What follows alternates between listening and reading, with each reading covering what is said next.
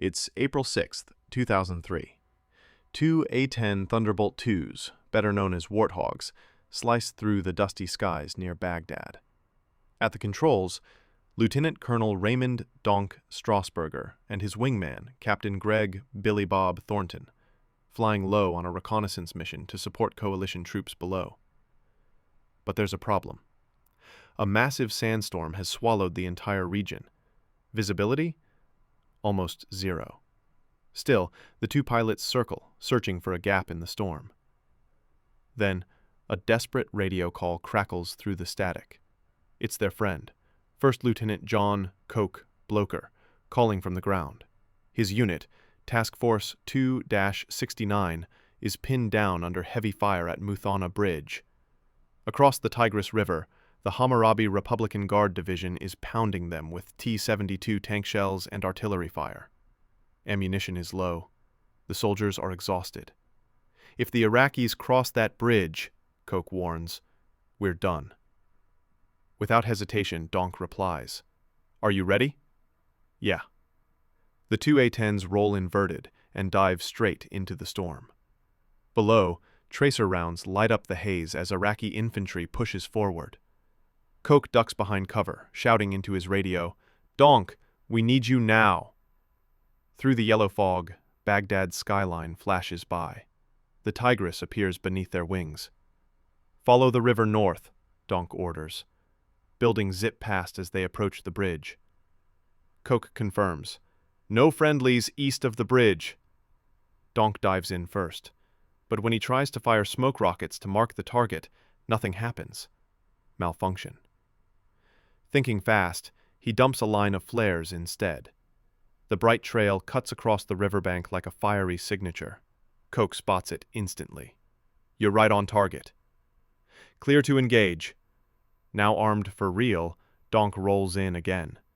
The Iraqi anti-aircraft guns roar to life, 23mm tracers streaking through the storm. Donk pushes through the fire, locks onto a BMP crossing the bridge, and unleashes the GA-U-8 Avenger cannon. The growl of the gun echoes across the battlefield. The armored vehicle vanishes in a cloud of sparks and smoke. As Donk pulls away, his warning lights flash. Systems failing. His ballistics computer is dead, but the aircraft is still flying. He switches to manual, old-school aiming. "Billy Bob, you're up." Billy Bob doesn't hesitate. He dives in from the south and locks onto a T-72 tank. A thunderous burst of 30mm shells tears the tank apart.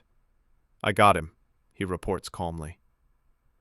Donk tries again, lining up by instinct alone. Tracers zip past, but he squeezes the trigger. The Warthog's gun roars, shaking the desert floor. Meanwhile, Billy Bob goes in for another pass, taking out another T-72 and several supply trucks. But danger lurks above. A man-pad missile suddenly streaks up from a rooftop. It flies so close it nearly clips his wing before spiraling away. "Are you okay?" Donk shouts. "Yeah," Billy Bob breathes. "Let's finish this." Donk switches to a Maverick missile, scanning through his screen despite the haze. A BMP comes into view. Target locked. He fires.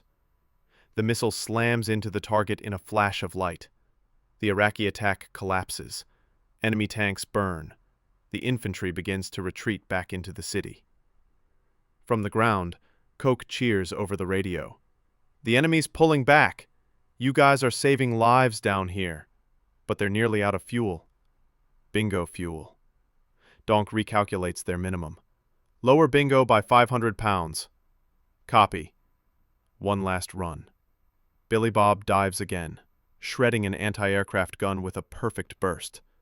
Donk follows, finishing off the last enemy gun in the area. Then, silence. The battlefield is still. Task Force 2-69 is safe. "Coke, we're bingo." RTB. "Copy that. Second flight inbound. You've done more than enough. Drinks on me when you're back." Donk smiles. "Copy that, brother. Stay safe down there." After 40 minutes of intense combat in one of the worst sandstorms of the war, the two A-10 pilots head home. Their courage and precision saved dozens of lives that day. Lieutenant Colonel Raymond Donk Strasburger and Captain Greg Billy Bob Thornton both received the Silver Star for heroism. John Coke Blocher, who fought from the ground, earned the Bronze Star and the Air Force Commendation Medal of Valor. They all survived the war, and their story, the story of the warthogs in the storm, reminds us what courage really looks like.